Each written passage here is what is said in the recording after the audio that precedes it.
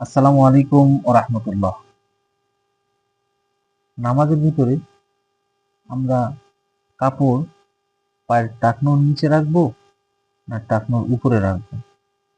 শুধু নামাজ নয়, মহিলাদের জন্য টাকনুর নিচে কাপড় পরতে হবে, পুরুষদের জন্য টাকনুর উপরে পরতে হবে। এজন্য হাঁটুর উপরে না, হাঁটুর নিচে অর্থাৎ টাকনুর উপরে। দেখেন, এই যে বাচ্চারা দাঁড়িয়ে আছে, এই যে একটা মেয়ে দাঁড়িয়ে আছে, কাপড়টা কোথায়? দেখেন, এই মেয়েটার কাপড়টা কোথায়? দেখেন, এই যে একটা ভিডিও, এই ভিডিও দেখতে পারলেই আপনারা বুঝতে পারবেন যে আসলে কোনটা সঠিক, কোনটা ভুল।